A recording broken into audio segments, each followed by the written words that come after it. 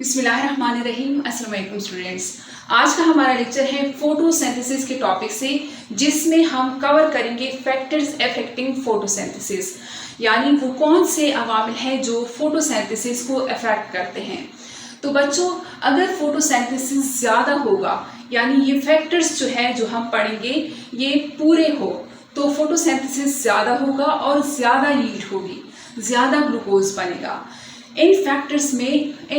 इन factors को हम दो कैटेगरी में डिवाइड करते हैं। एक है इंटरनल फैक्टर्स, जो कि प्लांट्स के खुद के फैक्टर्स होते हैं, और कुछ है एक्सटर्नल फैक्टर्स जो कि एनवायरमेंटल फैक्टर्स होते हैं। तो बच्चों, इंटरनल फैक्टर्स में क्या आता है? नंबर ऑफ लीव्स, यानी अगर एक प्लांट है उसमें बहुत सारे पत्ते लगे हैं, तो पत्तों में ही फोटोसिंथेसिस होता है, तो वहां पे ज्यादा फोटोसिंथेसिस होगा, ज्यादा ग्लूकोज बनेगा, ज्यादा यील्ड होगी। इसके अलावा size of leaf, size of leaf क्यों मैटर करता है? क्योंकि अगर कोई लीफ जो है वो ब्रॉड है, तो इस लीफ में ज्यादा सेल होंगे। हर एक सेल में क्या होगा? क्लोरोप्लास्ट होगा। हर एक सेल में क्लोरोप्लास्ट होगा और हर क्लोरोप्लास्ट में फोटोसिंथेसिस होगी, तो साइज ऑफ लीफ भी मैटर करता है। इसके अलावा ओरिएंटेशन ऑफ लीफ, यानी अगर कोई लीफ जो है ये सन के लिए एक्सपोज्ड है, यहाँ से सनलाइट डायरेक्टली इस पे पड़ सकती है, तब भी फोटोसिंथेसिस ज्यादा होगा। अगर कोई लीफ जो है ऐसे मुड़ा हुआ है, तो यहाँ पे सनलाइट प्रॉपर से नहीं आ रहा, तो यहाँ पे फोटोसिंथेसिस कम होगा। तो ओरिएंटेशन ऑफ लीफ भी मैटर करता है फोटोसिंथेसिस को। इसके अलावा as of leaf,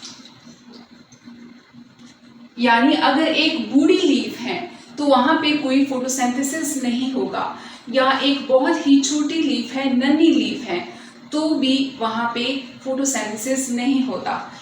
mature leaf में जो है अच्छे से फोटोसिंथेसिस होगा, यानी अगर किसी प्लांट में ज्यादा मैच्योर लीफ है तो ज्यादा फोटोसिंथेसिस होगा। इसके अलावा number of chloroplast,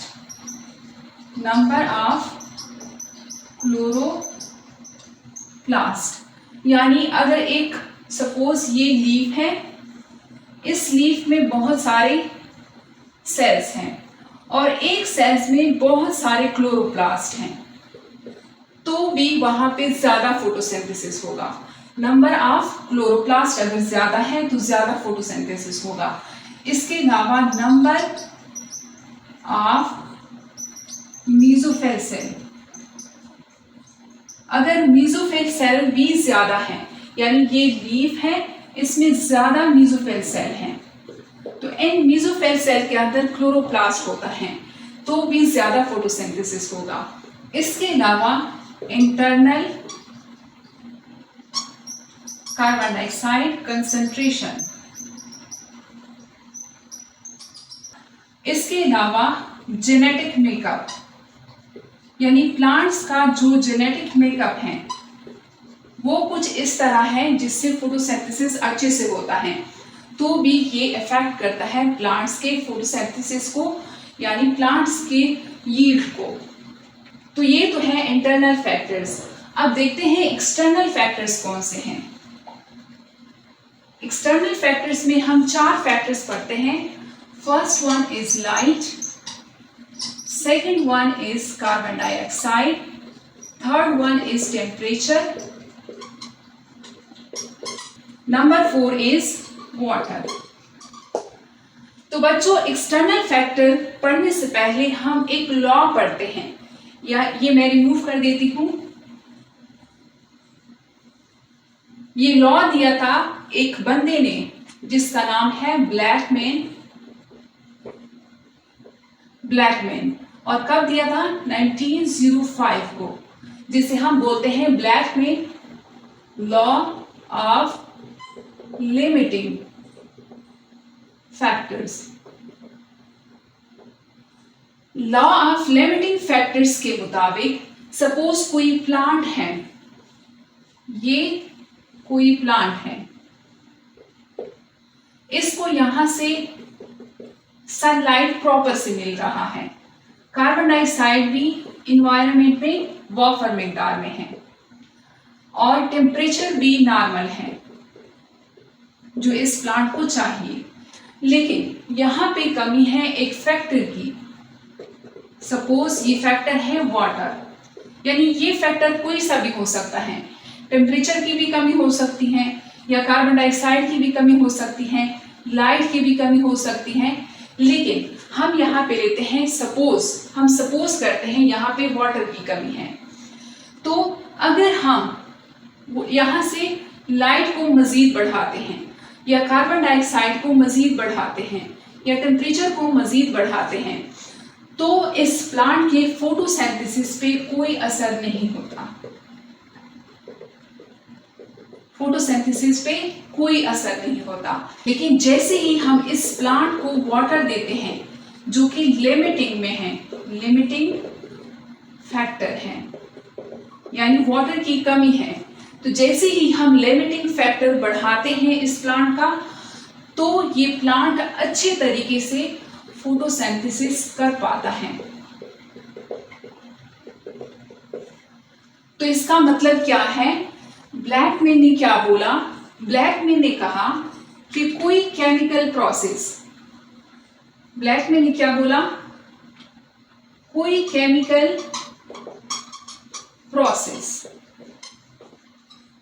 process photosynthesis, suppose ये फोटोसिंथेसिस ही केमिकल प्रोसेस है। कोई केमिकल प्रोसेस को अगर 4-5 फैक्टर्स अफेक्ट कर रहे हैं, फैक्टर्स अफेक्टिंग केमिकल प्रोसेस जैसे कि फोटोसिंथेसिस जो है इसको कोई 4-5 एक्सटर्नल फैक्टर्स अफेक्ट कर रहे हैं, तो जो सबसे कम मिकदार में होगा यानी जो लिमिटिंग फैक्टर होगा, limiting factor will determine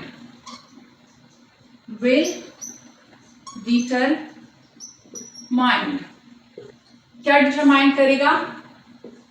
rate of chemical process.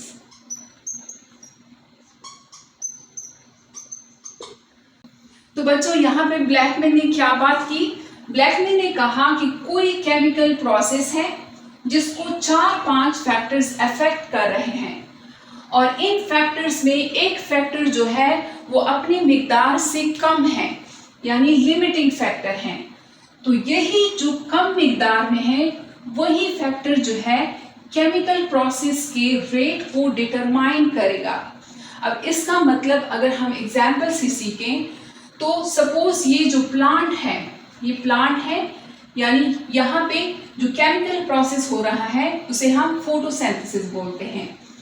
Photosynthesis को एक्सटर्नल फैक्टर लाइट भी इफेक्ट कर रहा है, कार्बन डाइऑक्साइड भी इफेक्ट कर रहा है, टेम्परेचर भी और वाटर भी। लेकिन अगर हम इन फैक्टर्स को देखें तो जो लिमिटिंग फैक्टर्स हैं जो कम मिकदार में हैं वो हमने क्या दिया है? वाटर को। यानी हम यहाँ पे कोई सा भी ले सकते हैं। हमने वाटर को लिया जो कि कम मिकदार में है, लिमिटिंग फैक्टर है। अब अगर हम लाइट को अगर बढ़ाते हैं और वाटर इस प्लांट को नहीं देते या फिर कार्बन डाइऑक्साइड की मिकदार को बढ़ाते हैं या टेम्परेचर को बढ़ाते हैं लेकिन हम इस प्लांट को पानी नहीं देते जो कि अपनी लिमिटिंग के करीब हैं, यानी ये वाटर का लिमिटिंग फैक्टर है, तो ये प्लांट जो है ये पानी से मर रहा है और हम इसको लाइट दे रहे हैं, कार्बन डाइऑक्साइड दे रहे हैं या टेम्परेचर दे रहे हैं, तो इस प्लांट पे कोई असर होगा नहीं। इस प्लांट को अगर हम वाटर की मिकदार बढ़ाते हैं यानी वाटर देते हैं तब ये प्लांट जो है अच्छे से फोटोसिंथेसिस कर पाएगा। यही बोला है ब्लैकमैन ने कि जो लिमिटिंग फैक्टर्स होता है वही डिटरमाइन करता है केमिकल प्रोसेस के रेट को। तो यहाँ पे हम लिख सकते हैं कि rate of photosynthesis directly proportional to increase limiting factors, यानी फोटोसिंथेसिस का रेट बढ़ता है, ये डायरेक्टली प्रोपोर्शनल है जब हम लिमिटिंग फैक्टर्स को बढ़ाते हैं। अगर लिमिटिंग फैक्टर्स कम मिकदार में हैं तो फोटोसिंथेसिस भी कम होगा, अगर लिमिटिंग फैक्टर्स को बढ़ाते हैं तो फोटोसिंथेसिस भी बढ़ता है। तो इनके दरमियान में जो है डायरेक्टली प्रोपोर्शनल रिलेशन है। तो बच्चों अब आते हैं अपने एक्सटर्नल फैक्टर्स की तरफ। ये मैं रिमूव कर लेती हूँ। एक्सटर्नल फैक्टर्स में हम पहले पढ़ेंगे लाइट को।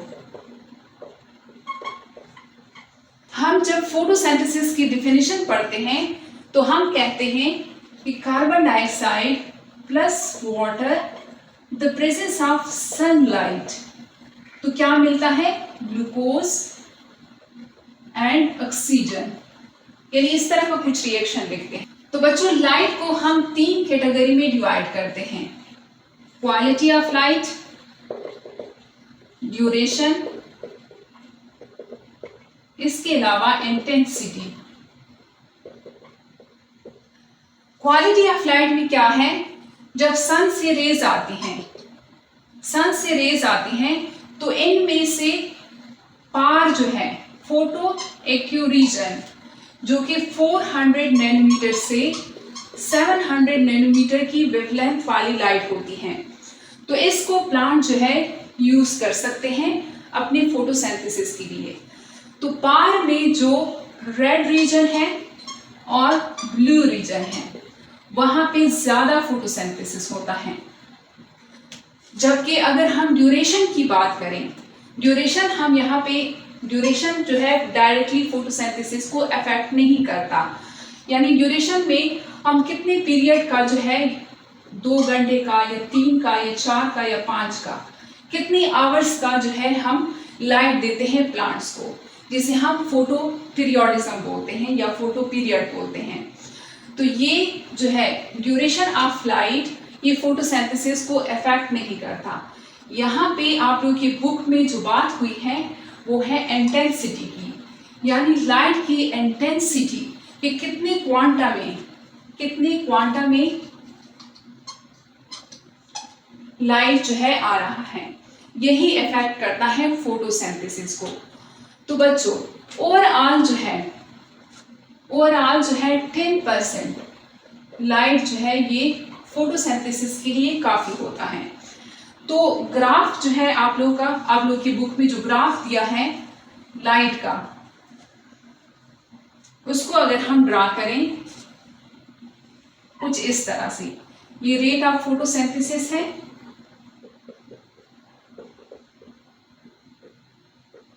रेट ऑफ फोटोसिंथेसिस, और ये लाइट है। यानी अगर हम यहां से लाइट बढ़ाते हैं तो यहां से फोटोसिंथेसिस कितना होता है। तो बच्चों अगर सुबह का टाइम है तो ये ग्राफ कुछ ऐसे जाएगा, ये ग्राफ जो है ऐसे ऊपर की तरफ जाएगा और फिर ऐसे फ्लैट हो जाएगा। ये सुबह का टाइम है। जैसे जैसे लाइट बढ़ रही है तो फोटोसिंथेसिस का ग्राफ भी ऊपर जा रहा है, यानी फोटोसिंथेसिस भी बढ़ रहा है। बच्चों यहाँ पे अगर हम ग्राफ को देखें, यानी बहुत कम जब लाइट पड़ती है तो ये सुबह का टाइम होता है, इसको हम कंपेंसेशन पीरियड बोलते हैं, जहां पे rate of photosynthesis equal to rate of respiration, यानी जितना प्लांट फोटोसिंथेसिस में ग्लूकोज बनाता है उतना प्लांट रिस्पिरेशन में उड़ा देता है। तो रेट ऑफ फोटोसिंथेसिस इक्वल होता है रेट ऑफ रिस्पिरेशन के, इसको हम कंपेंसेशन पीरियड बोलते हैं, और ये जो बिल्कुल सुबह का टाइम होता है। तो जैसे जैसे सनलाइट बढ़ती है, यानी लाइट की इंटेंसिटी बढ़ती है, तो फोटोसिंथेसिस बढ़ता है। ये सनलाइट की इंटेंसिटी बढ़ रही है, ये फोटोसिंथेसिस का ग्राफ जो है ये ऊपर जा रहा है। तो ये एक कंसंट्रेशन यानी सैचुरेटेड पॉइंट पे आ जाता है यहाँ पे। फिर इससे मजीद आगे जो है ये फोटोसिंथेसिस जो है नहीं बढ़ता। तो ये ऐसे फ्लैट हो जाता है, यानी 10% पे प्लांट्स जो है ये अच्छे से फोटोसिंथेसिस कर लेते हैं। और अगर मजीद लाइट की इंटेंसिटी को बढ़ाओगे तो ये ग्राफ जो है ये नीचे आ जाएगा, जिसे हम फोटो ऑक्सीडेशन बोलते हैं। फोटो ऑक्सीडेशन में क्या होगा, प्लांट्स का जो क्लोरोफिल होगा वो बर्न हो जाएगा लाइट की इंटेंसिटी से, जिसको हम ब्लीचिंग ऑफ क्लोरोफिल बोलते हैं। तो बच्चों 10% लाइट जो है ये इसकी इंटेंसिटी जो है काफ़ी होती है फोटोसिंथेसिस के लिए। और ये जो ग्राफ बन रहा है ये सुबह का जो, यानी शुरू सुबह का जो टाइम होता है, तो जैसे जैसे लाइट बढ़ रही है फोटोसिंथेसिस भी बढ़ रहा है, तो इसको हम बोलते हैं लीनियर रिलेशन। तो सुबह के टाइम लीनियर रिलेशन होता है फोटोसिंथेसिस और लाइट के दरमियान में। इसके बाद जो है ये फिर फ्लैट हो जाता है। तो बच्चों ये ग्राफ जो है यहाँ पे फिर से फ्लैट होना शुरू हो जाता है। तो इसको अगर हम एग्जाम्पल से देखें, कोई बंदा है उसको प्यास लगी है, तो उसको अगर हम 1 ग्लास वाटर दें तो उसका जो प्यास है वो बुझ जाएगा। तो इसी तरह प्लांट्स जो होते हैं उनको 10% ही लाइट चाहिए होता है। तो यहाँ पे हमने 10% तक लाइट दिया, प्लांट ने फोटोसिंथेसिस किया। तो अब अगर हम इसको मजीद जो है लाइट देंगे तो इसका जो प्यास है वो तो यहाँ पे बुझ गया है, तो इस पे फिर मजीद लाइट देने से कोई असर नहीं होगा। तो बच्चों क्या लाइट जो है वो लिमिटिंग फैक्टर है? तो इसका आंसर है कि लाइट जो है वो बहुत ही कम लिमिटिंग फैक्टर होता है, बहुत ही कम लिमिटिंग फैक्टर होता है। यानी लाइट जो है वो सन तो रोज निकलता है, रोज 10% की लाइट जो है वो प्लांट्स को पूरी होती है। तो लाइट जो है वो बहुत ही कम लिमिटिंग फैक्टर्स रहता है, वो भी कुछ कुछ प्लांट्स को, यानी वो प्लांट्स जो कि घने जंगल में प्लांट्स के नीचे होते हैं, जो कि शेड होता है यानी कैनोपी होती है, तो इन प्लांट्स को सन की प्रॉपर लाइट नहीं मिलती। तो यहाँ पे लाइट जो है लिमिटिंग फैक्टर हो सकता है, लेकिन वैसे जो है लाइट जो है लिमिटिंग फैक्टर बहुत ही कम होता है। अब सेकंड फैक्टर क्या है? सेकंड फैक्टर है carbon dioxide. Carbon dioxide is the major limiting factor. ये आप लोग के लिए ब्लैंक आ सकता है कि सबसे मेजर लिमिटिंग फैक्टर कौन हो सकता है? Carbon dioxide. Carbon dioxide major limiting factor क्यों है? क्योंकि अगर हम एयर को देखें तो एयर में 0.03 से 0.04 जो है हमारे पास कार्बन डाइऑक्साइड मौजूद होता है, यानी 380 माइक्रो लीटर। और प्लांट्स जो है कितने तक सह ले सकते हैं? 500 माइक्रो लीटर तक प्लांट्स जो है कार्बन डाइऑक्साइड को सह सकते हैं। तो बच्चों जो C3 प्लांट्स हैं और C4 प्लांट्स हैं उनको अलग अलग जो है कंसंट्रेशन की कार्बन डाइऑक्साइड चाहिए होती है। तो यहाँ पे अगर हम C3 और C4 के प्लांट्स को देखें तो ये डिफरेंट कंसंट्रेशन पे कार्बन डाइऑक्साइड की इनको ज़रूरत होती है। C3 प्लांट्स को 450 माइक्रोलीटर जो है कार्बन डाइऑक्साइड की कंसंट्रेशन चाहिए होती है अपनी भूख मिटाने के लिए, जबकि जो C4 प्लांट्स हैं वो 360 माइक्रो पर लीटर पे खुश होते हैं। तो बच्चों अब ये C3 प्लांट्स को हम कहाँ से दें कार्बन डाइऑक्साइड? हमारे पास एयर में 380 माइक्रोलीटर है और C3 प्लांट्स को 450 चाहिए। तो इनकी भूख को हम कैसे मिटाएंगे? जो इतना बड़ा पेट इनका है, इनकी भूख को हम कैसे मिटाएंगे? तो बच्चों C3 प्लांट्स को हम जो है ये कार्बन डाइऑक्साइड फर्टिलाइजेशन इफेक्ट देते हैं। फर्टिलाइजेशन इफेक्ट देते हैं। फर्टिलाइजेशन इफेक्ट क्या है? जैसे कि टोमेटो जो है, ये टोमेटो के प्लांट्स हैं, या फिर बेल पेपर जो है, इनको हम ग्लास के हाउसेस में रखते हैं। ये ग्लास है जिन्हें हम ग्रीन हाउसेस कहते हैं, ग्रीन हाउसेस।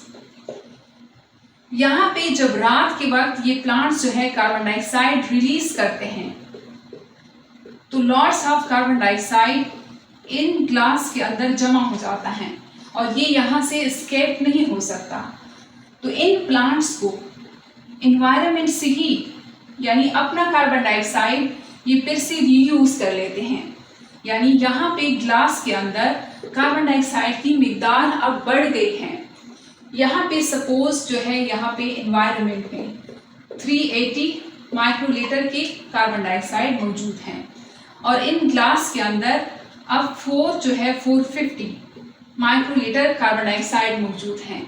तो ये प्लांट्स जो है इसको हम कार्बन डाइऑक्साइड फर्टिलाइजेशन इफेक्ट देते हैं। जिस तरह हम प्लांट्स को यूरिया वगैरह देते हैं, न्यूट्रिएंट्स की कमी होती है, नाइट्रोजन वगैरह की कमी होती है, तो हम यूरिया और बाकी जो स्प्रे वगैरह करते हैं वही देते हैं। तो यहाँ पे कार्बन डाइऑक्साइड की मिकदार कम है एनवायरनमेंट में, तो हम इनको कार्बन डाइऑक्साइड फर्टिलाइजेशन इफेक्ट देते हैं। इससे प्लांट्स अच्छे से फोटोसिंथेसिस कर पाते हैं और अच्छा यील्ड देते हैं, अच्छा ग्लूकोज बनता है और अच्छे इनके जो है टमाटर वगैरह लग जाते हैं इन पे। तो बच्चों C4 प्लांट्स जो है उनका पेड़ जो है ये तो बस एनवायरनमेंट से ले ही लेते हैं। एनवायरनमेंट में 380 है तो इनका पेड़ 360 पे बढ़ जाता है। तो ऐसा क्यों है? यहाँ पे हमने पढ़ा है C4 साइकिल में, C4 प्लांट्स का C4 साइकिल ये होता है 2 टाइप के सेल में, एक है मेसोफिल सेल और एक है बंडल शीथ सेल। अब इन्होंने कार्बन डाइऑक्साइड एनवायरनमेंट से लिया और इसको यहाँ पे घुमाया C4 साइकिल में और यहाँ पे कार्बन डाइऑक्साइड जो है घुमा C3 साइकिल में, C3 साइकिल में, और इसमें कोई जो है फोटो रिस्पिरेशन नहीं हुई, कोई फोटो रिस्पिरेशन नहीं हुई। जबकि C3 प्लांट्स जो है C3 प्लांट्स में फोटो रिस्पिरेशन होती है। अगर कार्बन डाइऑक्साइड की मिकदार कम हो तो इनको खतरा होता है कि इनमें फोटो रिस्पिरेशन होगी। तो इसी वजह से C3 प्लांट्स इस डर की वजह से कि कहीं उनका जो है फोटो रिस्पिरेशन उनमें ना हो, तो ये ज्यादा कार्बन डाइऑक्साइड को कंसंट्रेट करते हैं। तो बच्चों यहाँ पे आप लोगों के जहन में एक क्वेश्चन आ सकता है कि हम तो कहते हैं कि अगर हमने कार्बन डाइऑक्साइड की मिकदार को बढ़ाया तो ये हमारे लिए खतरा है, तो ये हमारे लिए डेंजर है। लेकिन यहाँ पे हम बात करते हैं कि 0.03 0.04 जो है ये कार्बन डाइऑक्साइड की कंसंट्रेशन वाटर जो प्लांट्स है उसके लिए कम पड़ रही है, हमें इन्हें बढ़ाना चाहिए ताकि प्लांट्स अच्छे से यील्ड कर सकें। तो ये क्या बात है? तो बच्चों यहाँ पे हम अगर 0.04 से 0.05 तक यानी बहुत कम कार्बन डाइऑक्साइड की मिकदार को बढ़ाएं 0.05 तक, यानी 0.01 अगर हम बढ़ाएं तो ये प्लांट के लिए अच्छा है। लेकिन अगर हम जिस तरह अब कार्बन डाइऑक्साइड की मिकदार को बढ़ा रहे हैं एनवायरनमेंट में, अगर ये 1 तक पहुंच जाए तो फिर तो ग्लोबल वार्मिंग ही होगा, ग्लोबल वार्मिंग ही होगा जो कि सब कुछ सारी चीज़ों को तहस नहस कर देगा। तो कार्बन डाइऑक्साइड की मिकदार को बढ़ाना, ज़्यादा बढ़ाना ये अच्छी बात नहीं है, लेकिन अगर इसकी मिकदार को हम 0.01 तक बढ़ा दें तो ये प्लांट्स के लिए अच्छा है, प्लांट्स की फोटोसिंथेसिस के लिए अच्छा है। तो बच्चों यहाँ पे अगर कोई सपोज प्लांट है, ये प्लांट है, इसको हम कार्बन डाइऑक्साइड इनकी पूरी है यानी कंसंट्रेशन कार्बन डाइऑक्साइड की पूरी है, यहाँ पे वाटर भी कंप्लीट है और टेम्परेचर भी ठीक ठाक है, लेकिन ये प्लांट हमने शेड में रखा है, इसको प्रॉपर लाइट नहीं मिल रही। तो इसमें लिमिटिंग फैक्टर कौन होगा? इसका लिमिटिंग फैक्टर होगा लाइट। लाइट अगर हम कार्बन डाइऑक्साइड को मजीद बढ़ाएं या टेम्परेचर को बढ़ाएं या वाटर को बढ़ाएं तो ये प्लांट जो है फोटोसिंथेसिस नहीं कर सकेगा। लेकिन अगर हम जो लिमिटिंग फैक्टर है जो कि लाइट है, अगर हम लाइट को बढ़ाएं तो ये अच्छे से फोटोसिंथेसिस कर पाएगा। थर्ड फैक्टर है टेम्परेचर। तो बच्चों अगर हम डार्क रिएक्शन को देखें, डार्क रिएक्शन में एंजाइम होते हैं, ये एक एंजाइमेटिक प्रोसेस होता है। तो एंजाइम जो है उनको प्रॉपर टेम्परेचर चाहिए होता है। तो डार्क रिएक्शन जो है ये टेम्परेचर से ज्यादा इफेक्ट होता है as compare to light reaction के। लाइट रिएक्शन भी इफेक्ट होता है, अगर टेम्परेचर बहुत ज्यादा हो जाए तो क्लोरोफिल जो है वो बर्न हो जाता है, फोटो ऑक्सीडेशन हो जाती है, और लेकिन ये कम ही होता है इफेक्ट, और डार्क रिएक्शन ज्यादा इफेक्ट होता है। तो बच्चों टेम्परेचर जो है वो कभी लिमिटिंग फैक्टर हो सकता है। जी हाँ, टेम्परेचर भी लिमिटिंग फैक्टर हो सकता है, यानी सर्दियों में जो है टेम्परेचर कम होता है और गर्मियों में ज्यादा होता है। और यहाँ पे अगर हम C3 प्लांट्स को देखें तो C3 प्लांट्स जो है ये टेम्परेट होते हैं, टेम्परेट एनवायरनमेंट में ग्रो करते हैं। C3 प्लांट्स को 20 से 25 तक टेम्परेचर चाहिए होता है, जबकि जो C4 प्लांट्स हैं ये 30 से 40 तक के टेम्परेचर में अच्छे से ग्रो कर सकते हैं। और कैम प्लांट्स को तो आग में डाल दो लेकिन वो ग्रो करेंगे, ये ग्रो करेंगे 50 से 55 डिग्री सेंटीग्रेड पे। तो बच्चों इन कैटेगरीज में सबसे ज्यादा जो है कौन इफेक्ट होगा टेम्परेचर से? टेम्परेचर से सबसे ज्यादा इफेक्ट होगा C3 प्लांट्स। कैसे? C3 प्लांट्स जो है इनमें जब डार्क रिएक्शन होता है तो डार्क रिएक्शन, सपोज ये लीफ है, लीफ के अंदर मेसोफिल सेल है और मेसोफिल सेल के अंदर क्लोरोप्लास्ट है। तो यहाँ स्टोमेटा ओपन है, कार्बन डाइऑक्साइड की एंट्री होती है। कार्बन डाइऑक्साइड राइबोलोज बिसफॉस्फेट के साथ मिलके 2PGA बनाता है और ये आगे जाके फिर राइबोलोज बिसफॉस्फेट बनाता है और यहाँ पे ग्लूकोज बनता है, यानी C3 साइकिल चलता है C3 प्लांट्स में। तो जब टेम्परेचर बढ़ जाता है तो C3 प्लांट्स अपने स्टोमेटा क्लोज कर लेते हैं। तो जैसे ही स्टोमेटा क्लोज हो जाते हैं, बाहर कार्बन डाइऑक्साइड अंदर नहीं आ सकता। ये कार्बन डाइऑक्साइड अंदर नहीं आएगा तो सेल के अंदर जो लाइट रिएक्शन चल रहा है, फोटोलिसिस हो रही है, तो यहाँ से ऑक्सीजन बनेगा और ये ऑक्सीजन जाके, अब ये ऑक्सीजन भी बाहर नहीं जा सकता, तो ये ऑक्सीजन जो है यहाँ पे आके राइबोलोज बिसफॉस्फेट के साथ मिलाप करेगा और यहाँ पे फोटो रिस्पायरेशन होगी। तो फोटो रिस्पायरेशन में कोई ग्लूकोज नहीं बनता। तो टेम्परेचर से C3 प्लांट्स जो है ये ज्यादा इफेक्ट होते हैं, क्योंकि स्टोमेटा बंद हो जाता है, बाहर से कार्बन डाइऑक्साइड अंदर नहीं आ सकता। बाकी C4 प्लांट्स जो है ये सरवाइव कर लेते हैं, और कैम प्लांट्स तो ऊंड है, वो तो डिजर्टेड ऊंड है, वो तो कर ही लेते हैं 50 से 55। अब बच्चों अब यहाँ पे क्वेश्चन बनता है कि कैम प्लांट्स में ऐसा क्या है कि वो 50 से 55 तक सर्वाइव कर लेते हैं? तो बच्चों कैम प्लांट्स में कुछ ऐसी एडेप्टेशन हुई होती है जो कि कम पानी और ज्यादा टेम्परेचर को सह सकते हैं। तो बच्चों फोर्थ फैक्टर है वाटर। अगर हम देखें फोटोसिंथेसिस के इक्वेशन को, हम क्या लिखते हैं? CO2 प्लस वाटर, और यहाँ पे ग्लूकोज बनता है और साथ में ऑक्सीजन बनता है। तो इसके रिएक्टेंट में वाटर है, इसके रिएक्टेंट में वाटर तो है, लेकिन वाटर जो है वो डायरेक्टली फोटोसिंथेसिस के प्रोसेस को अफेक्ट नहीं करता। क्यों? क्योंकि 100% में 1% जो है वाटर यूज होता है फोटोसिंथेसिस में। यानी अगर हम 10 लीटर पानी दें किसी प्लांट को, तो 10 लीटर में प्लांट जो है 9 लीटर को उड़ा देता है ट्रांसपायरेशन में, आयाशी में, और 1 लीटर को ये यूज कर लेता है किस चीज में? फोटोसिंथेसिस में, इस रिएक्टेंट्स के तौर पे।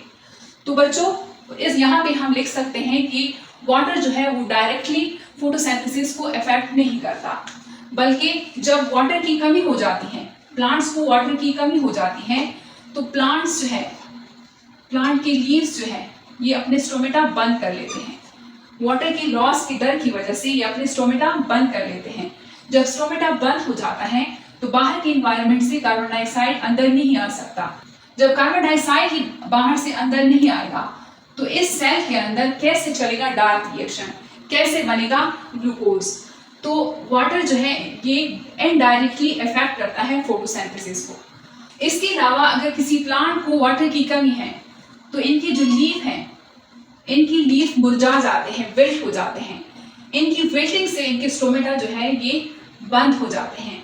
तो जब स्टोमेटा बंद हो जाते हैं तो कार्बन डाइऑक्साइड ही अंदर नहीं आ सकता। सो कार्बन डाइऑक्साइड अंदर नहीं आएगा तो यहाँ पे डार्क रिएक्शन का जो प्रोसेस है वो इफेक्ट होगा, फोटोसिंथेसिस प्रॉपर से नहीं होगा। तो वाटर भी ऐसा फैक्टर है जो कि प्लांट्स के फोटोसिंथेसिस को इफेक्ट करता है, लेकिन ये डायरेक्टली फोटोसिंथेसिस को इफेक्ट नहीं करता बल्कि इनडायरेक्टली फोटोसिंथेसिस को इफेक्ट करता है। बच्चों इनमें जो है सबसे मेजर जो लिमिटिंग फैक्टर है वो है कार्बन डाइऑक्साइड। लाइट जो है ये कम मिकदार में कभी कभार किसी प्लांट को, यानी वो प्लांट्स जो शेड में पड़े होते हैं उनके लिए लाइट जो है लिमिटिंग फैक्टर हो सकता है, वैसे नहीं होता। और टेम्परेचर जो है ये डिपेंड करता है कौन से टेम्परेट प्लांट्स है या ट्रॉपिकल प्लांट्स हैं, ये भी लिमिटिंग फैक्टर हो सकता है। और वाटर भी, लेकिन वाटर डायरेक्टली जो है फोटोसिंथेसिस को इफेक्ट नहीं करता। तो बच्चों ये था आज का हमारा लेक्चर। उम्मीद करती हूँ आप लोगों को समझ में आ गया होगा। अगर आप मेरे साथ इसी तरह पढ़ना चाहते हैं तो मेरे चैनल को सब्सक्राइब करें और मेरी वीडियोस को लाइक करें। मिलते हैं नेक्स्ट लेक्चर में। अल्लाह हाफिज़।